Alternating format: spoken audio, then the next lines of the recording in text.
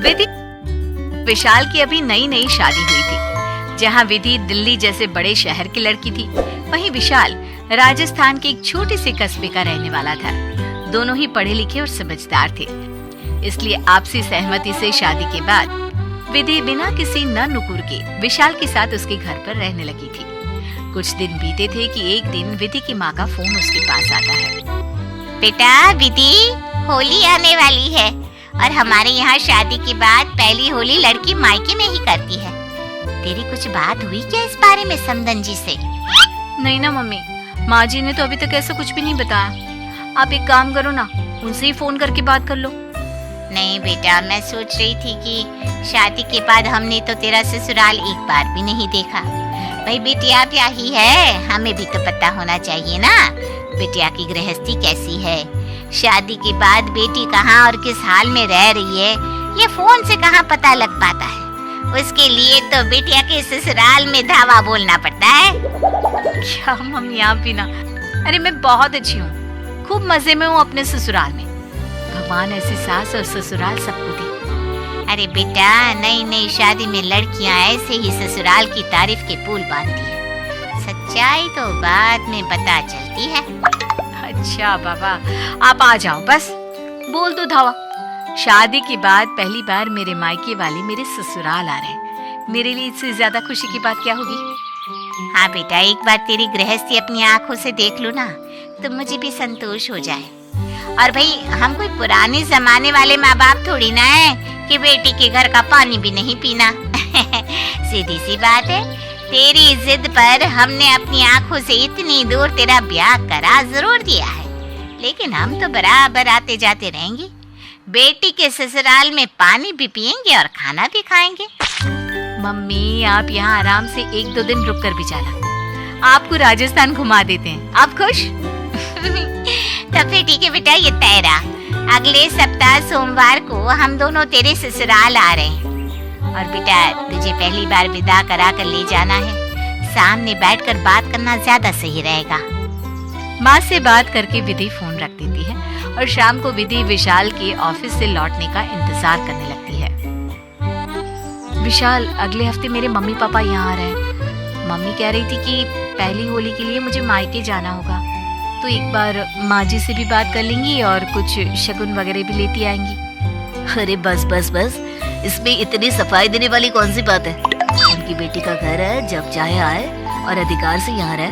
मुझे कोई परेशानी नहीं है। मुझे तो बहुत खुशी हुई कि मम्मी पापा यहाँ आ रहे हैं। तुम चिंता मत करो, माँ से मैं बात करूँगा और उनके ठहरने की व्यवस्था भी करा दूंगा। विशाल की बात सुनकर विधि की जैसे जान में जान आई थी। अगले दिन सवेरे विशाल अपनी माँ को विधि के मम्मी पापा के आने की खबर दे देता है। माँ, वो लोग एक दिन यहीं ठहरेंगे, अगले दिन शाम को यहाँ से निकलेंगे। आप सबके बैठने का और सोने का इंतजाम देख लेना। इंतजाम बस सोने का नहीं, और भी बातों का करना होगा। खूब जानू मैं इस विधि की माँ को। शादी में विधि की तरह लाल लहंगा पहनकर मटकते घूम रही थी। वो क्या कहते हैं, हाँ, ट्रेनिंग कर रही थी बेटी के साथ। मुझे पता है यहाँ पर वो अपनी बेटी के हाल चाल जानने के लिए नहीं आ रही। वो तो यहाँ मुझे नीचा दिखाने और अपने बड़े शहर की तारीफों के पुल बांधने आ रही है। कोई बात नहीं, आ जाने दो बहू की माँ को। मैं भी उसे दिखा दूंगी कि हमारा बीकानेर भी किसी से कम थोड़ी ना। समधन से टक्कर लेने के लिए विधि की सास कौशल्या बाजार जाकर कुछ लेटेस्ट डिजाइन की कुर्ता सेट, सोफा कवर और बेडशीट खरीद कर लाती है। सोमवार आते आते तो पूरे घर का नक्शा बदल चुका था। घर के बेड, सोफा, यहाँ तक कि कौशल्या जी भी नया कुर्ता सेट पहनकर इठला रही थी। अरे ये माँ जी को क्या हो गया? मैं तो जब से आई हूँ उन्हें साड़ी में ही दिखा है, आज अचानक सूट कैसे पहन लिया, वो भी टाइट फिटेड पैंट के साथ। माँ जी तो पहचान में ही नहीं आ रही। उधर विधि की माँ जानती थी कि कौशल्या जी को शादी में उनका मेकअप और लहंगा पहनना खास पसंद नहीं आया था, इसलिए बेटी के ससुराल में सुख शांति बनाए रखने के लिए वो अपने सूट और ट्राउजर छोड़कर साड़ी पहनकर ही विधि के यहाँ आती है। जब सोमवार के दिन विधि की माँ अर्चना उसके ससुराल पहुंचती है तो उन्हें देखकर विधि का तो सर ही चकरा जाता है। अर्चना जी ने हल्के रंग की सादी सी साड़ी पहन रखी थी और बड़े ही सलीके से सर ढका हुआ था। मम्मी तो साड़ी को कभी हाथ भी नहीं लगाती। मैंने तो पार्टी के अलावा कभी मम्मी को साड़ी पहनते देखा ही नहीं, और वो भी ऐसी आंटियों वाली साड़ी। हे भगवान, ये मेरी दोनों माताओं को हुआ क्या है? अरे मम्मी, आप 6 घंटे का सफर इस साड़ी में तय करके आई हो, लेकिन क्यों? विधि कुछ कह पाती उससे पहले ही अर्चना ने उसकी ओर झूठी सी हंसी दिखाकर कहा, बेटा, हमारी तो उम्र बीत गई साड़ी पहनते पहनते। हम तो 24 घंटे साड़ी में रहते हैं। आदत पड़ गई ना बेटा, तो 6 घंटे से क्या फर्क पड़ता है? लेकिन मम्मी। अरे बेटा, क्या तेरा कांटा साड़ी पर अटक गया? जा पहले एक गिलास पानी लेकर आ। हाँ? तब तक मैं समदन जी से बातें करती हूँ। विधि बेचारी हैरान परेशान सी माँ पापा को पानी देने के बाद चाय नाश्ते के इंतजाम में लग जाती है। बाहर ड्राइंग रूम में माँ अर्चना और सास कौशल्या की बात करने की आवाज सुनाई दे रही थी। अरे बहन जी, ये सब शगुन और साड़ी वगैरह लाने की क्या जरूरत थी? वो क्या है ना, साड़ी तो आजकल पहनता ही कौन है। मैं तो खुद ब्रांडेड सूट ही पहनती हूँ, और अगर पसंद ना आए तो बुटीक से डिजाइन करवा लेती हूँ। आजकल पता नहीं शोरूम में बिना अच्छे डिजाइन नहीं मिलते। मैं तो परेशान हो गई हूँ, हर बार घूम फिर के वही 4-5 डिजाइन दिखाई पड़ते हैं। हाँ बहन जी, बिल्कुल ठीक कह रही हैं आप। सूट में ना ज्यादा वैरायटी नहीं मिल पाती, इसीलिए तो मैं आपके लिए ये डिजाइनर साड़ी लाई हूँ। आप पहन कर देखिएगा, आपको पसंद आएगी। हाँ, बाप लाई है तो आपकी खुशी के लिए पहन लूंगी मैं। बहन जी, विधि के पापा तो कहते हैं कि आजकल सब औरतें सूट और ट्राउजर पहनने लगी है, तुम भी पहना करो। अब वो जिद करने लगे तो उनके कहने से ही विधि की शादी में मैंने लहंगा पहन लिया, वरना मैं कहाँ ये सब ड्रेस पहनती हूँ। लेकिन आप पर सच में ना ये ड्रेस सूट कर रहा है, आप पहना कीजिए। हाँ, मेरी विधि को भी ना डिजाइनर ड्रेस बहुत पसंद है। अब आप दोनों सास बहू खूब शॉपिंग करना। चलिए बहन जी, नाश्ता कर लीजिए। आज कॉन्टिनेंटल मंगवाया है, कल चाइनीज मंगवा लेंगे। आपको चलेगा ना? अरे हम तो भाई साहब सुबह के नाश्ते में बिल्कुल सात्विक भोजन जैसे फल दूध ऐसा ही लेते हैं। हाँ, राजस्थान आने वाले लोग सोचते होंगे कि यहाँ आकर बस दाल बाटी ही खाने को मिलेंगे। लेकिन हमारी पसंद ना थोड़ी अलग है।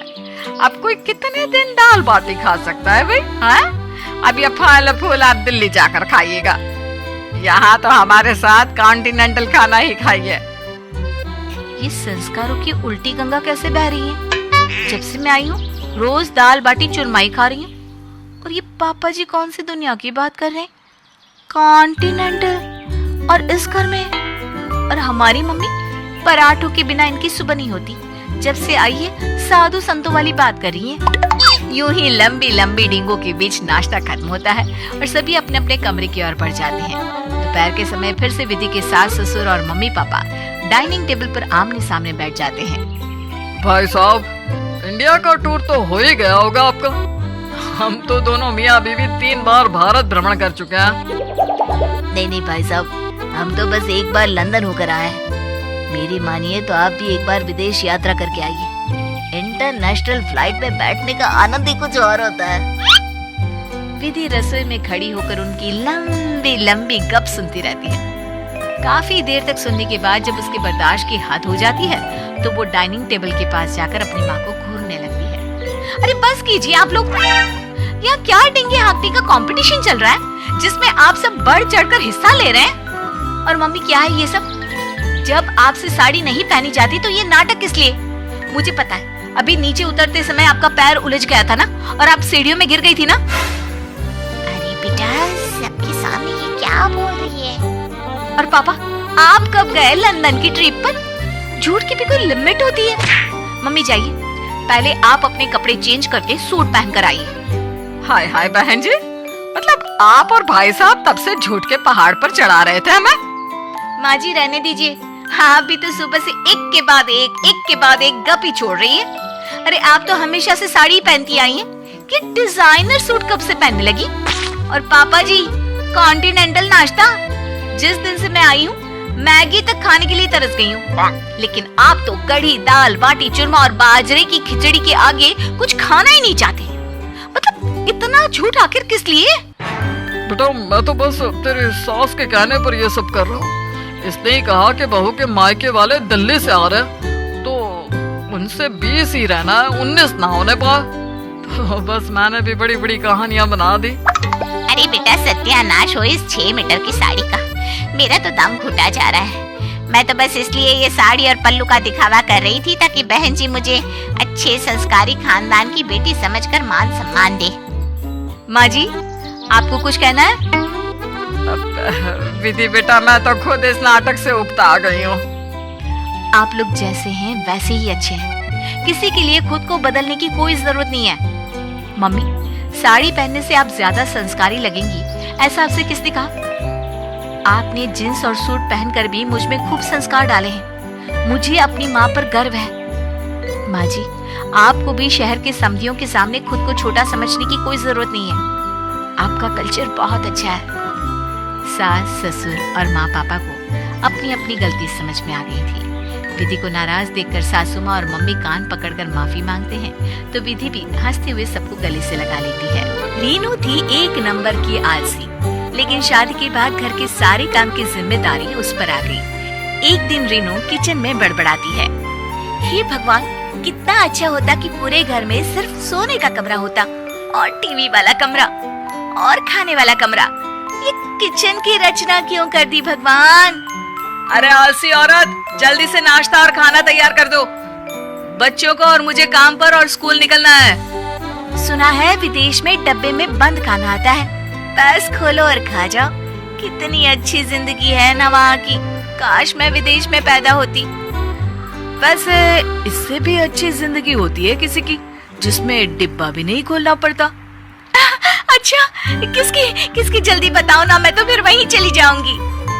सतीश बाहर की ओर इशारा करके कहता है, जहाँ भैंस घास खा रही थी वो देखो, उसे कोई मेहनत नहीं करनी पड़ती, खुद का भी पेट भर रहा है और बच्चों का भी।